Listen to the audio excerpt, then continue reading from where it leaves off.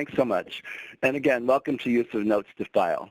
These notes do become essential documents in a clinical study. So we want to be very, very careful on how we write those, because if the FDA or other regulatory authority should ever come to a site or to the sponsor location, they will be looking at those notes, and they'll be using those just as much as any other source record that you might have.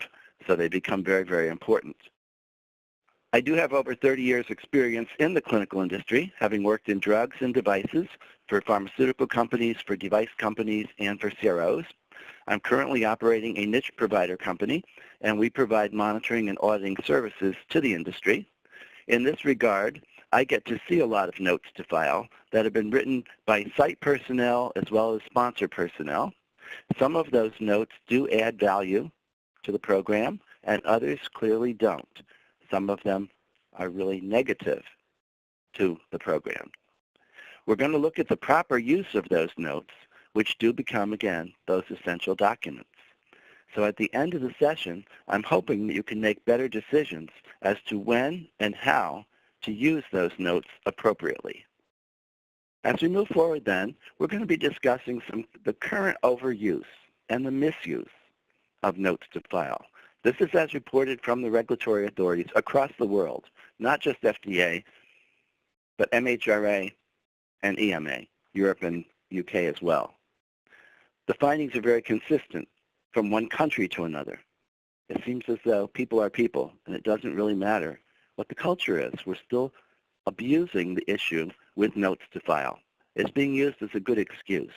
Oftentimes monitors, when they see a problem, just say to the site, just write it up as a note in the file. Well, that's a big mistake, because it's just highlighting the problem, unless it's done correctly, which it would be adding some value.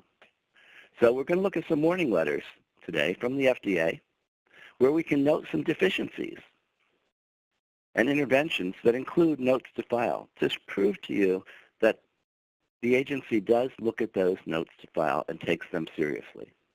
We're going to identify what is an appropriate note to file. It's not that we should never use them, but we need to learn how to, whether they be by a patient or if it's a non-patient specific item. We're going to look to write an effective note to file when it's applicable, and we'll look at those reference tools relating to the notes to file.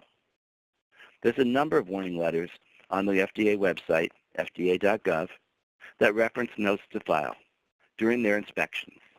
And again, many of them support documentation and others don't. So we need to be really mindful that FDA is on the alert when they look for those. And they do look for them. They're like detectives. If they see that little red flag, they're going to go to that spot just to see what are they writing up about now. Did it add anything? Does it tell us how they're managing the site? Because that's really the issue for a monitor. Why do we monitor? We monitor to make sure the site is in compliance. And very often, the warning letter citation will be inadequate monitoring. And if we read that carefully, we may see that there are notes to file that are not accurate, and we allowed them to stay in that file. That might be considered, then, inadequate monitoring. We were allowing a problem to continue to exist and maybe get worse. So let's look at what is a note to file. It can be a memo to file. It can be electronic. It can be on paper. It can be written by the site. It could be written by a monitor. It could be written by a manager. It could be written by the laboratory as a vendor, a CRO manager. All of those are going to be in that site file. Many of them do not get to the sponsor file.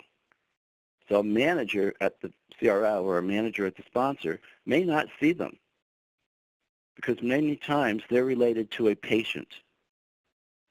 And so it wouldn't have come into the trial master file. It may be staying at the site, in which case the monitor would be the only person having seen it. Perhaps a quality assurance agent from your company, when and if they should choose to do an audit of that particular site. So many of them probably go unnoted until the FDA might choose that site to do an inspection. So you always want to be watching that on a day-to-day basis from the monitoring role.